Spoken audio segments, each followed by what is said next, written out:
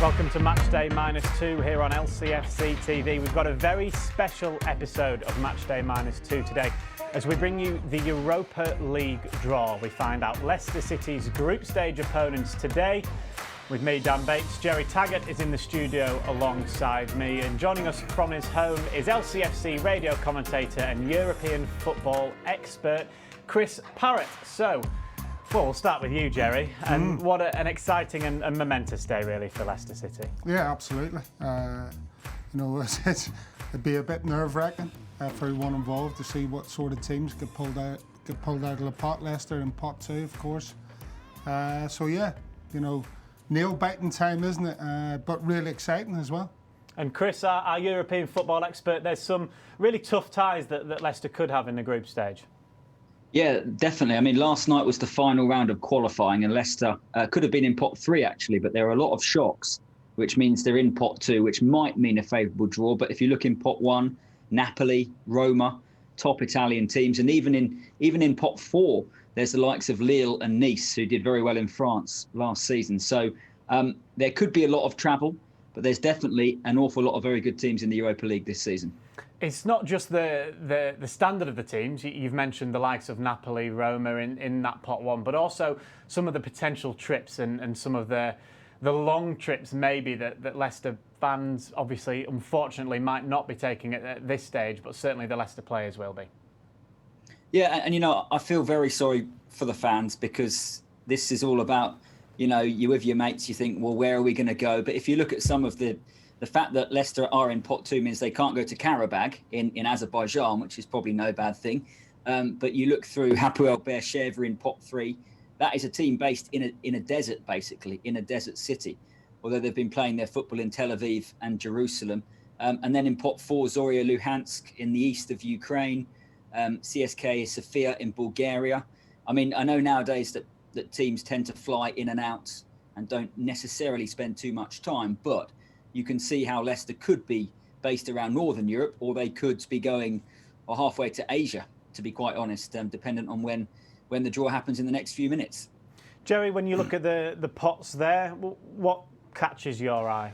Well, I was going to ask Chris, how have AC Milan found themselves in pot 3? They're obviously one of the biggest, clubs in the world, but and somehow they found themselves in pot 3. So how's that come about, Chris? They haven't been in Europe very often, is the truth, Jerry. I had a look. The last time they were in the Champions League, this is for a team who have won it almost more than anybody else. 2013-14 was their last group stage appearance in the Champions League for AC Milan. They got through qualifying last night only just. They won a penalty shootout against Rio Ave, a Portuguese side. So it's been a pretty terrible time for AC Milan recently, and actually them getting back into the group stages is a pretty big thing. They have Zlatan Ibrahimovic, we all know that, but they do stand out, you're right, in terms of the pot 3 teams, the likes of CFR Cluj and Lask of Austria and AC Milan. But I'd have to say, I don't think they are the strongest team in that section in terms of how they are currently playing, but they are probably one of the teams to avoid as well.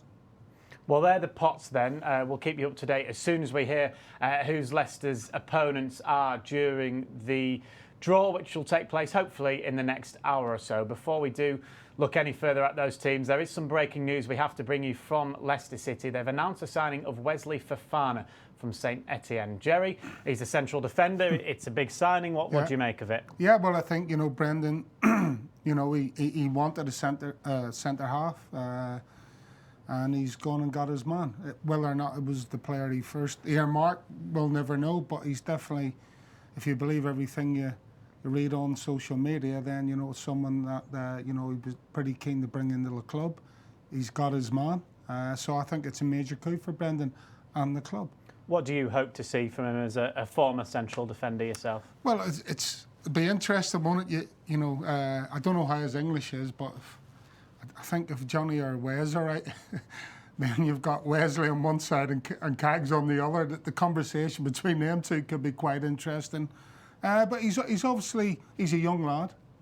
He's not very experienced, hasn't played a lot of games, but he's obviously got a raw talent that is very, very important. If you look at, Cags 12 months ago when he first came into the side, You know, you could see that raw talent.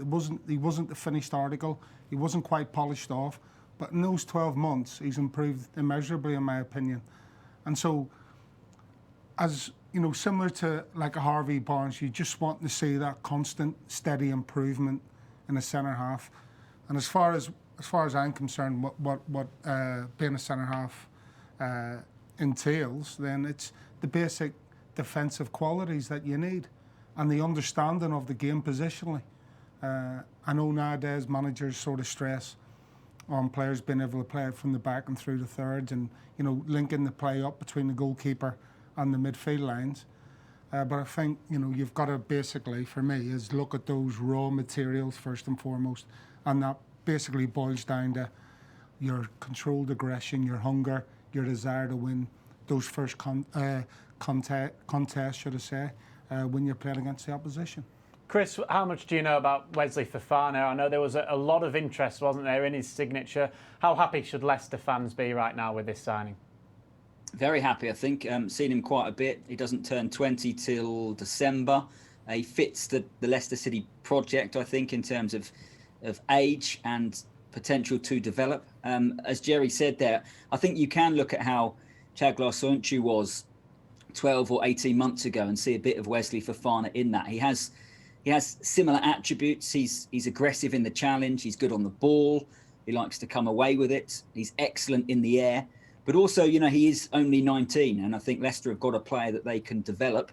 And the fact that he's played in a back three and a back four under Claude Puel at St Etienne will also help, given how Leicester are playing this season and maybe switching up the systems a bit more than they have in the past under Brendan Rodgers. So I think it's a really good signing. It's an exciting signing, and it further strengthens the Leicester City squad for this season.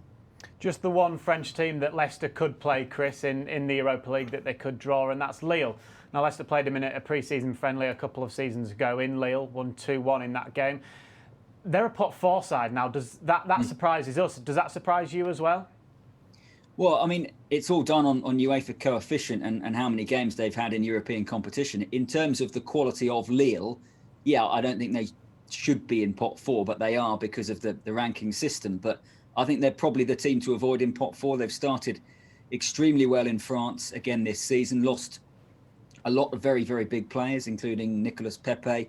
And this season they lost Osimhen to Napoli for 70 million euros, but they signed Jonathan David, very exciting Canadian forward. And as I said, they're almost top of the table in France at the moment. So they're certainly a team that aside from the nice travel for Leicester City, I think in terms of the quality on the pitch, Lille are probably one of the teams that you would hope to avoid in pot four.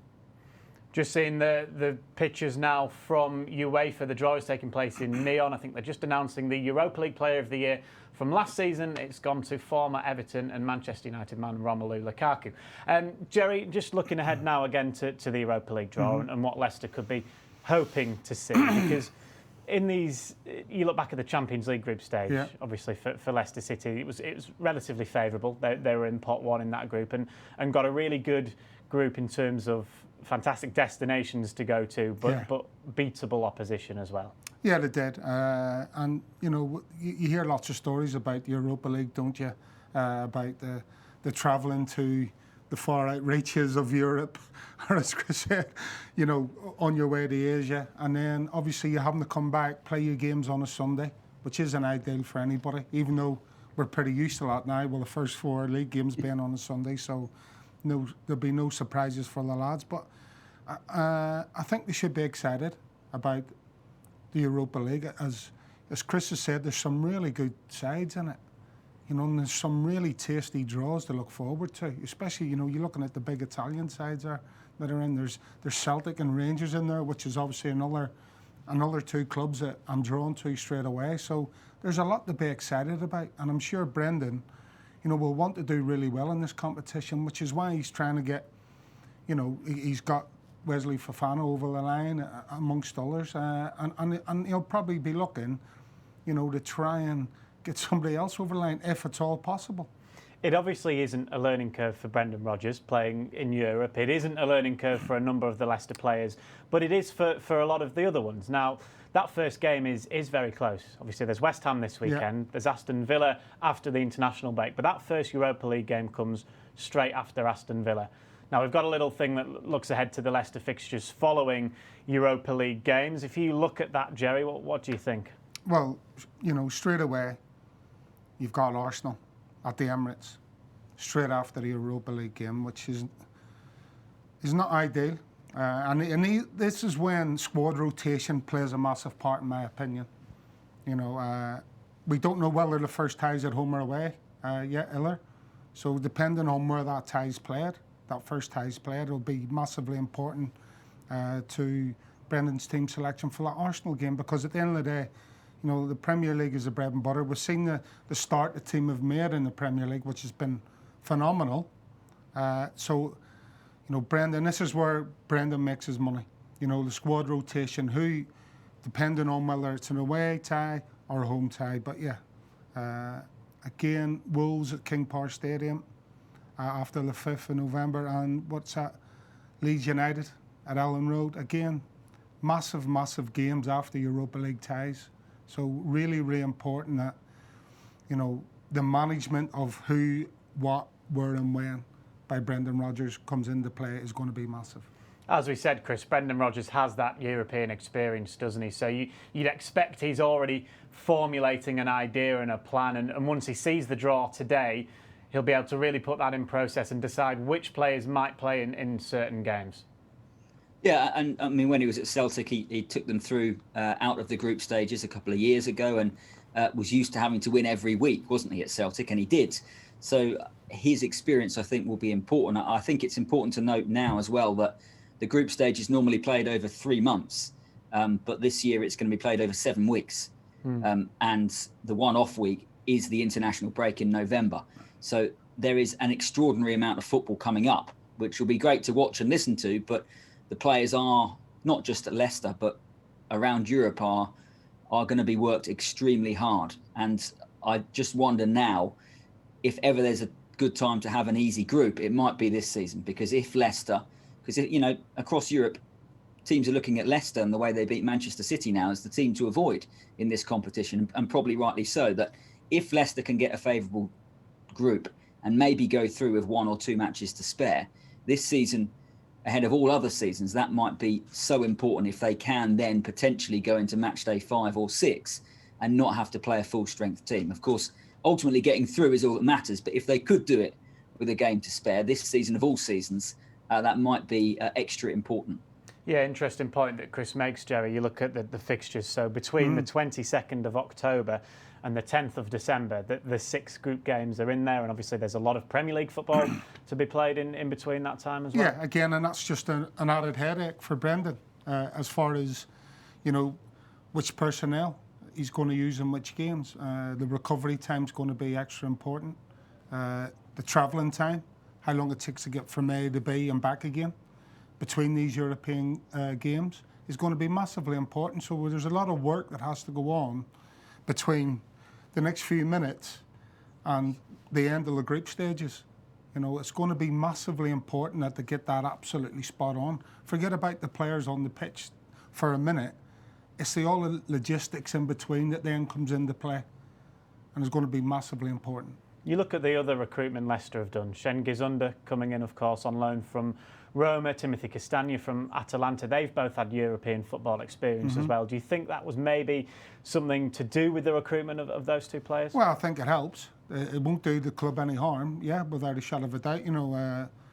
Being internationals as well obviously helps, because you're experienced in being under that pressure. It's a different kind of pressure to playing in the Premier League or in a cup competition, European football. So yeah, it definitely helps. If you spin that round and say you've got a Harvey Barnes potentially having his first taste of European football, then he won't really know what they expect.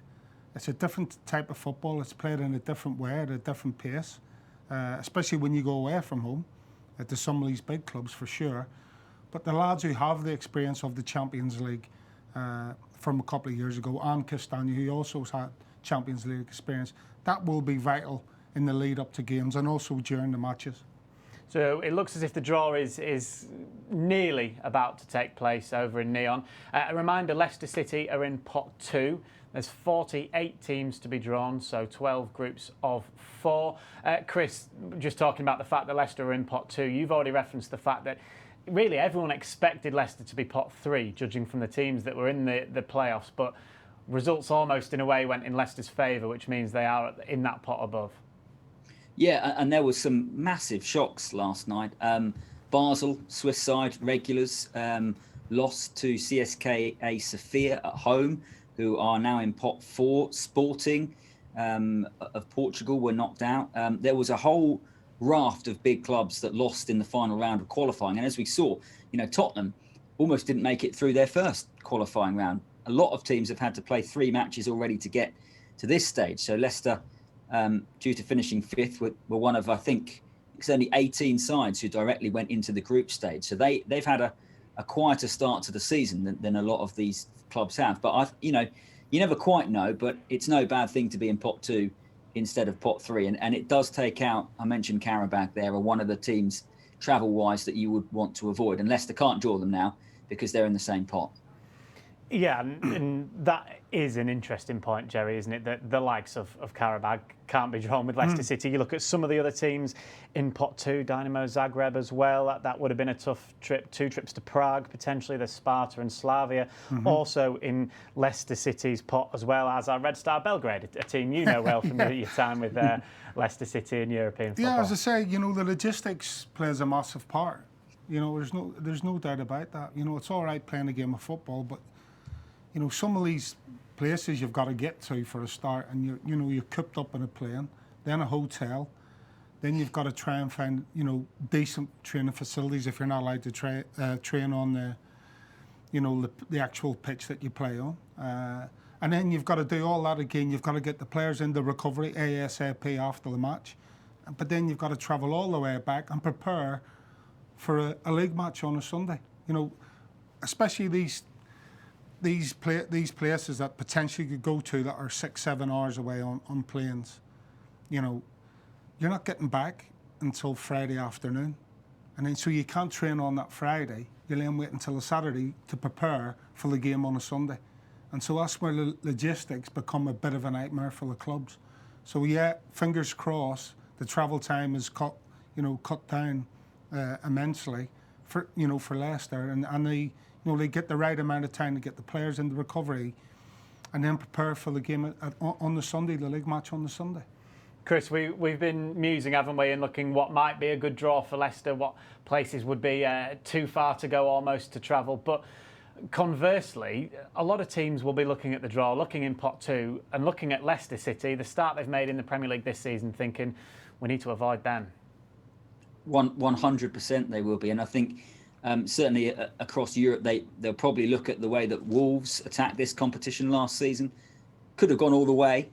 And yeah, you're right. I mean, Leicester have just walloped Manchester City and Pep Guardiola away from home. That was a result that people across Europe, know about and think, I'm not sure we want to go to the King Power Stadium. The one other thing I would say, which is interesting this week regarding the Europa League and the Champions League, but from Leicester's point of view, the Europa League, is that UEFA announced that grounds within countries where fans can currently go to watch football, there can be up to 30% of a stadium, dependent on what the stadium is, how it can be segregated so it's COVID safe. So that is going to be interesting as the group stage goes on as well, because, some games will be behind closed doors, but other games might be played in front of 30%. And say Leicester, well, they can't draw Crvena Zvezda or Red Star Belgrade, but that would be a huge difference. Whoever plays them, that's one of the best atmospheres in European football. And if you go there behind closed doors, you would think it's going to be easier as an away team. Whereas if you go there with 30% of a 50,000 seater stadium, that could still be very, very noisy. We won't know today because the decision on when fans can be in can be taken, pretty close to when the match can take place. But that is going to definitely be a factor in this group stage. Who gets to play in front of a small proportion of their home supporters? Yeah, very interesting point. The first 2 teams have been drawn in the Europa League. Roma are in Group A rather, and Arsenal are in Group B. So we'll keep you up to date as soon as we see Leicester City's name come out of one of the balls. Bayer Leverkusen now the latest team to be drawn. So they're just drawing all of the Pot 1 teams into individual groups. So we won't really learn anything, to be honest, Jerry. No. We'll only learn what group Leicester are in. Yeah, exactly. We've just got to wait and see what happens. But again, you know, it's a long, drawn-out process, isn't it? Why can't they just set 4 or 5 tables up and just get them all drawn out one by one and stick them all together and see what happens? But there you go. It's a long, drawn-out process. And who was that? Benfica have just been pulled out. Chris referenced that walloping he used on Sunday, Leicester City at Manchester City. It will have sent shockwaves around Europe just because of the nature of the result. And these teams, as Chris said, won't want to draw Leicester City. No, without a shadow of it. I don't think many teams will want to draw any of the English teams out, you know, because English teams have a good record in recent times in both European competitions. So, but for sure, Leicester at the minute, in the league especially, you know, they're absolutely on fire. And this was no fluke. You know, I was obviously at the game and watching it. Yes, Manchester City started the game brighter, obviously took the lead. But as you say, after the half an hour mark, Leicester just settled into the game, got their football going, got a bit of possession on the ball. And in the second half, just blew Man City away. They just couldn't cope. Again, we talk about fitness levels in games of football. Leicester just took over in that second half. And some of the football they played as well. And obviously this man here, you're just saying, Tete Castagna, you know, he's been a shining light since he's come into this place. As you said, you had the privilege, really, of being there to witness that. And it was an incredible Premier League performance, wasn't it? We had a debate on extra time. Was it Leicester's best ever Premier League performance? It's certainly got to be up there. Yeah, it's got to be up there. I think, you know, obviously it's hard to judge without the fans, but it doesn't really matter when you're going to a place like Man City and taking them on and blowing them away like they did. And even, you know, when the likes of James Maddison coming off the bench and producing this absolute wonder strike, and that just shows you the hunger and desire James Maddison has. He's been out for a while.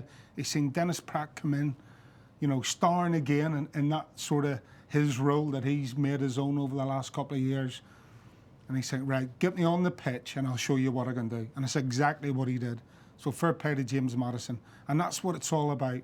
That's what Brendan wants from the squad. If you're not in the team and you get the opportunity, take it with both hands.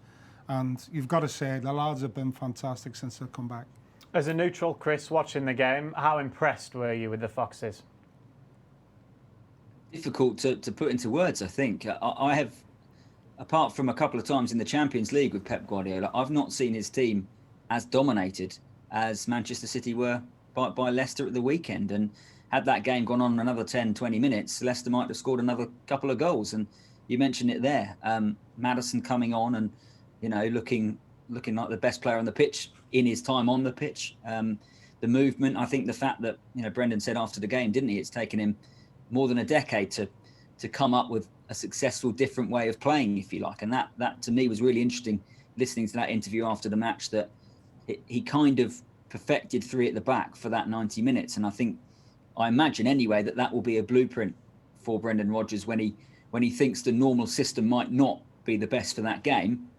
If Leicester now have a plan B as good as their plan A, then you really wonder what they might be able to achieve this season. Well, he changed his tactics, didn't he, slightly in the second half? And one of the big things I did notice was he was sending, instead of trying to play it from the back, they were hitting Daniel Amati from goal kicks right at the beginning of the second half. So they were getting themselves further up the pitch early on in that second half. And that's where, we talked before the game about if they were going to win this game, they needed to win that midfield battle. You look at the quality that Man City had in that midfield, but you've got to say, Phil Foden, his name was hardly mentioned in that game.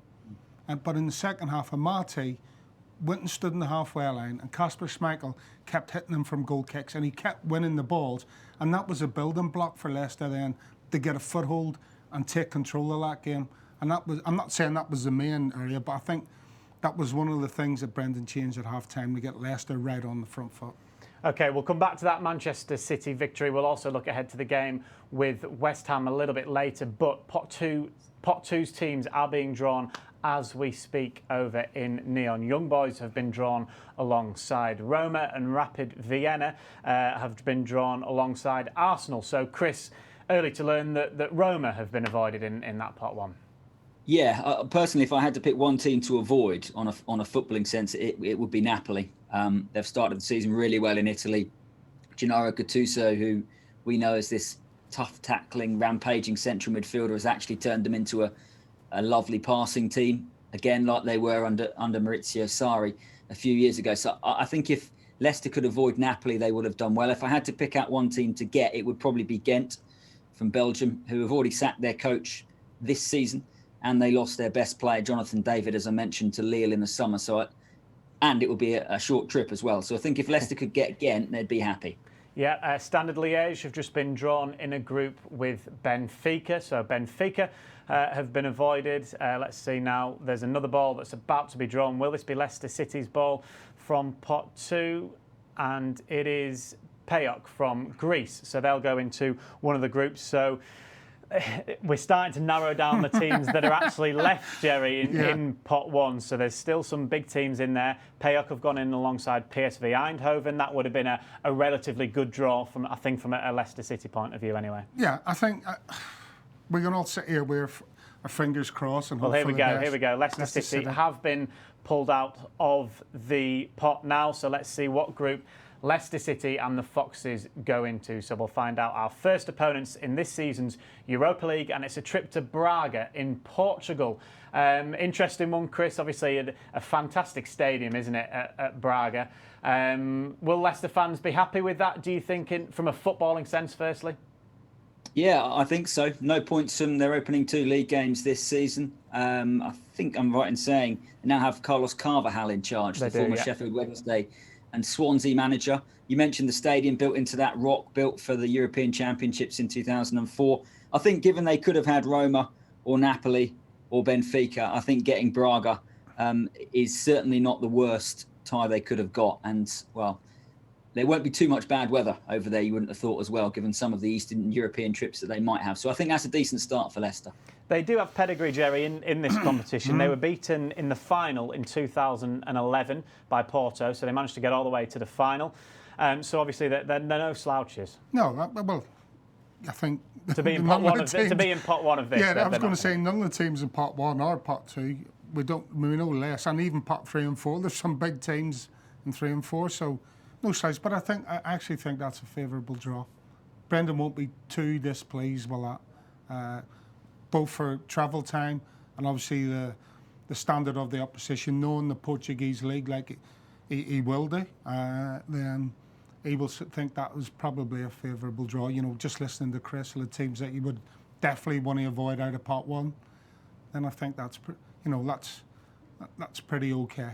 Yeah, they came third in the Portuguese First Division last year. Obviously, there's some big teams in there. Their stadium, though, I think, is the interesting one. 30,000 capacity. Either side of the 2 big stands is just mountain. It's just rock. It was built in for Euro 2004, wasn't it, Chris? So I think, again, it's such a disappointment from a fan point of view that they won't be able to go there and see that.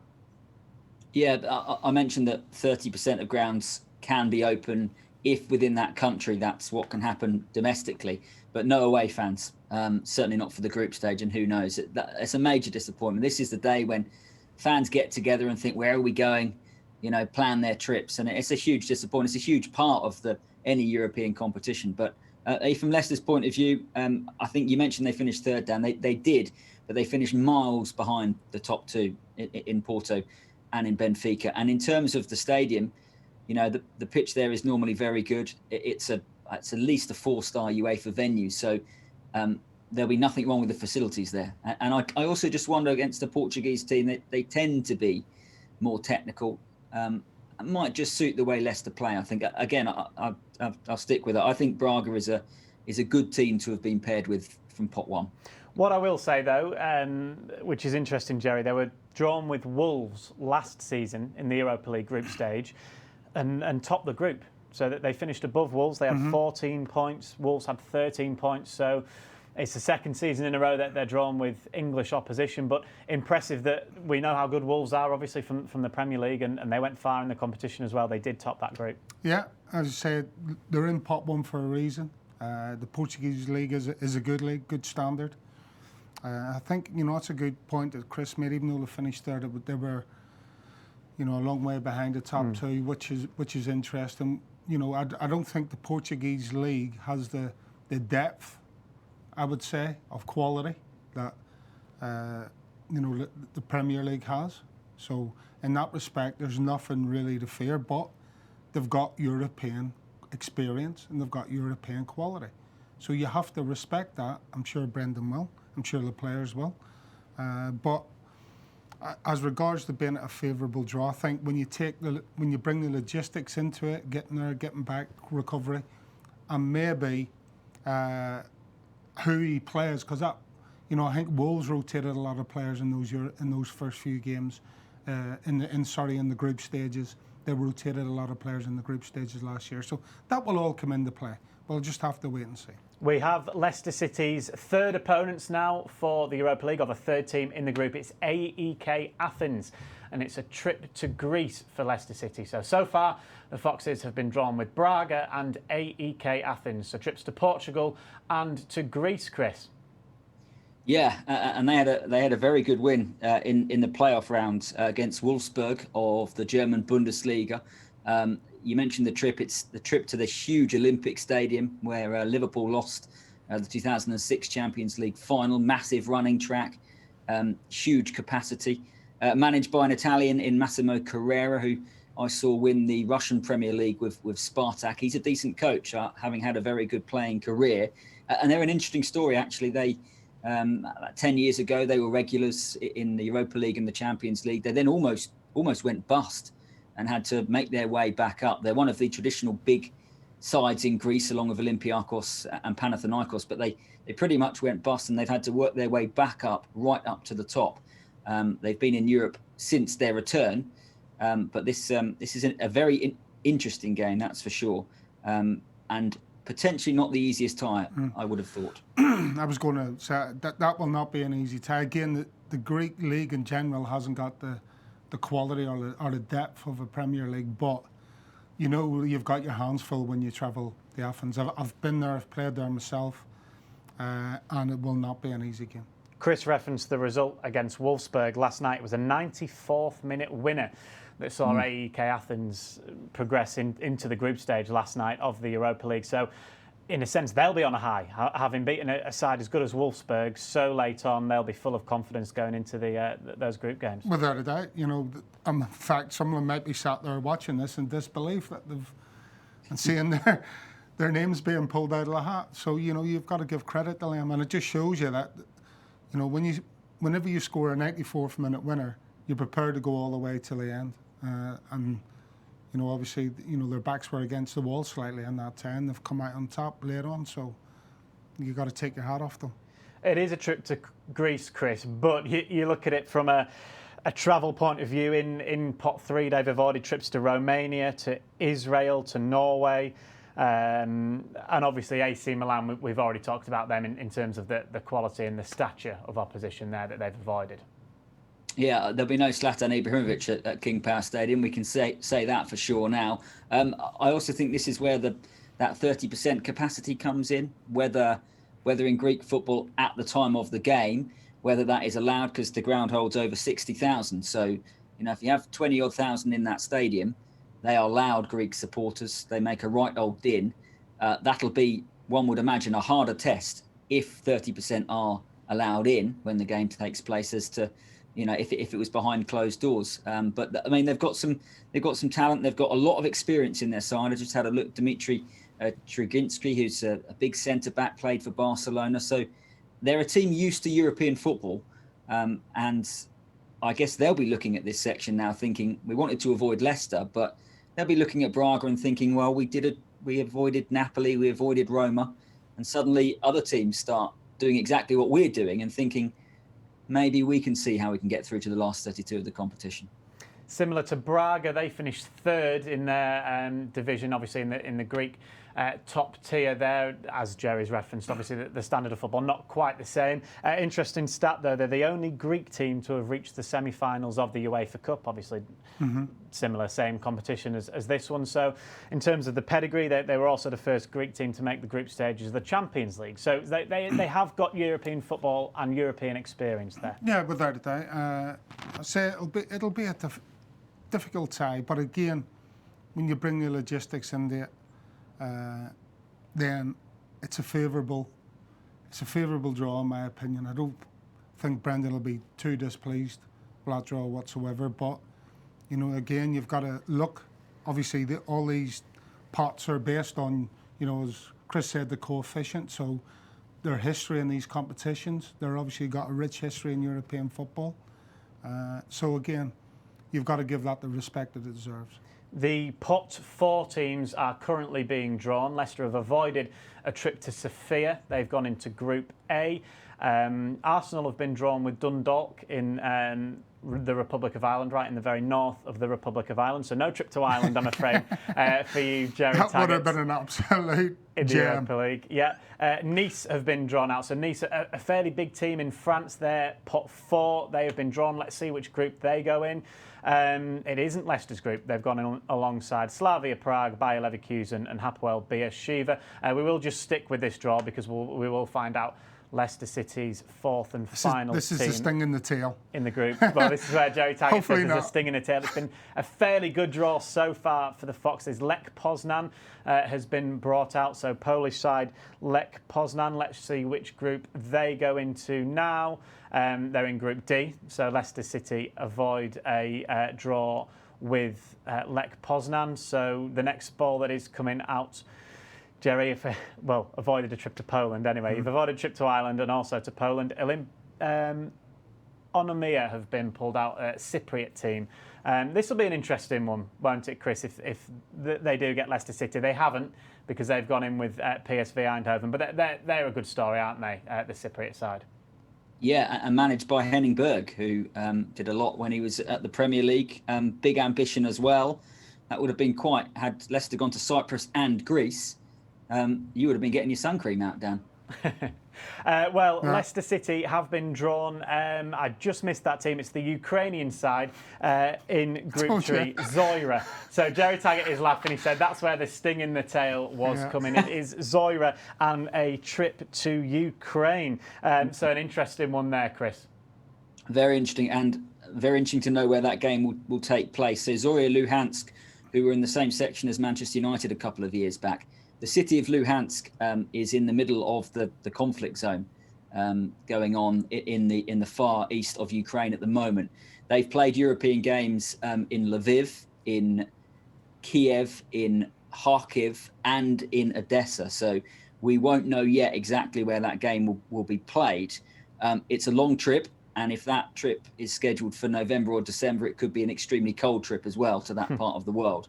Again, though, on the pitch, when Leicester arrived there, I don't think that's the worst team to have drawn. You know, they've missed Lille, they've missed Nice, they've even missed Sivasspor from Turkey, who have some very talented players in their side. So I think, aside from the travel there, Zorya Luhansk is not the worst opponent. As I mentioned, we'll have to see exactly where that game will be played, because it certainly won't be played in the home city where that club is based. Well, interesting there. But Leicester City have their group then, Jerry Taggart, for the Europa League. There we go. It's Braga, AEK Athens and Zorya Luhansk. You said there'd be one sting in the tail, Jerry, and there it is. But what do you make of the draw overall there? Well, I think whoever you were going to pull out was going to be... they're all difficult groups. There's no point, trying to hide behind that. But you've got to say... Chris has mentioned Luhansk, not the worst team to be pulled out if you're going to have one of those, let's call it a bit of a stinker trip, to a far off land, which they have got. The other two, pretty manageable, pretty easily manageable. So it's probably what you would expect. All these Eastern European clubs were always going to get banded about, wonder which one we're going to get. We've got one, and we've got two pretty close to home. So not too bad. A nice little bit of symmetry as well with Leicester's last European adventure. They're drawn in Group G again, just as they were in the Champions League a couple seasons ago. All three of those clubs, incidentally, came third in their respective divisions. Zorya Luhansk finishing third in the Ukrainian Premier League as well, Chris. So I guess as we've referenced, from a footballing point of view at least, forget the travel of wherever it is, from a footballing point of view, Brendan Rodgers and Leicester should be very, very happy with the teams that they've got. Yeah, I think that's fair, and Leicester will be big favourites to go through in one of the top two positions and make their way through to the last 32 of the competition. You mentioned that all of those teams finished third. They were kind of the best of the rest, because in Ukraine, if you pip Dynamo Kiev or Shakhtar Donetsk to one of the top two positions, you've had a dream season. The same for Braga in Portugal, when you've got the big three of Benfica, Porto and Sporting.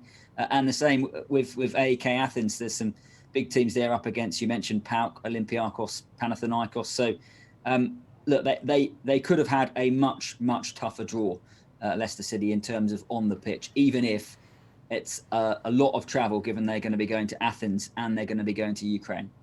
As Chris referenced as well, Zorya drew Manchester United in the first time they ever made the Europa League group stage. They have done it twice before as well, so it isn't new to them either, Luhansk. So three interesting teams that Leicester have got for all different sorts of reasons. And there's the stadium at Braga, which will be a great one to go to in Portugal. Then it's a trip to Greece and a trip to Ukraine as well. Yeah, exciting times, isn't it?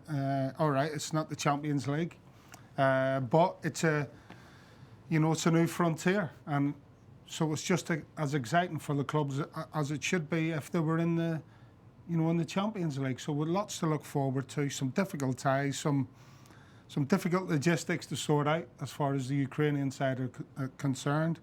But all in all, everyone should be looking forward to. As Chris said, we'll be probably one of the favourites to get out of that group, and rightly so. And that's how we should approach it. Because yes, we're going into a bit of an unknown. You're going in against some clubs that you might not know too much about, but you've got to bring that confidence and that belief that you are going into your part as one of the favourites. What should the aim be? Should it be to top the group, do you think, for Leicester? Simple as that? I think so. I think, if you were picking out, a Napoli, one of them, or Roma, then, you might, think differently. But for sure, there's nothing staring, out at me, blurringly staring at me and saying, we've got a fear of these. It's all about the approach, as I said before, the logistics, make sure they're absolutely spot on. You may well get some different welcomes in different places, as, you would do normally. So there's little things to watch out for, but Brendan is well experienced with all that. So, yeah, they should be pretty confident. Just before we go, let's switch our attention back to the Premier League, Jerry. Obviously, Sunday, West Ham United here at King Power Stadium. Mm-hmm. A big chance for Leicester to go 4-4 at the start of the Premier League. Yeah, without a doubt. Okay, West Ham's had they had a good win last weekend against Wolves, who haven't had a great start to the season, let's face it. But yeah, difficult game. They'll have their tails up, West Ham, but without a shadow of a doubt, Brendan will be looking at this game. Looking for maximum points and continue to carry on the great start that we've had. The football that we've been playing at times is fantastic, and he'll be looking to just keep that running, keep that smooth transition going into the game against West Ham from Man City. Well, thank you very much, Chris Parrott, for joining us today. A final word on West Ham. As Jerry said, they will be in good confidence, in high spirits after that win over Wolves. Yeah, it was a bit of a shock scoreline, wasn't it, to win so comfortably. One of those teams, I think, and Leicester are going to come up against them more and more, aren't they? That they'll probably go 4-5-1 again and play Antonio maybe up front on his own. So Leicester will have a lot of the ball. And there were times last season when clubs did that and Leicester had to find a way of breaking them down. And it won't be as free-flowing as the City game, I don't think. But equally, as you mentioned, if Leicester can make it 12 points from 12 ahead of the first international break of the season, then they can go into that international break with spirits incredibly high, can't they? Well, lovely. Thank you very much, Chris Parrott, LCFC radio commentator and European football expert. On Sunday, of course, Leicester City are in Premier League action. But before that, The development squad are playing there in action this evening, hoping to bounce back from 2 defeats in a row as they play Derby. Then, of course, it's the game with West Ham. We'll also have more Europa League draw reaction in Matchday Live on Sunday. And we'll also talk about the Europa League in extra time on Monday evening, which is on LCFC Radio from 6 p.m. Jerry Taggart, we always finish with a prediction, don't we? But I'm going to ask you for two predictions: the game against West Ham at the weekend and where Leicester City will finish in the Europa League. I'm going to go for 3-0 for Leicester on Sunday. And I see no reason why Leicester can't top that group, so I'm going to go numero uno. Well, hopefully Jerry Taggart is right in both points. Thank you very much to him. Thank you again to Chris Parrott for joining us as well. But there it is. Leicester City's Europa League group is confirmed. And just like it was in 2016-17, it's Group G for the Foxes.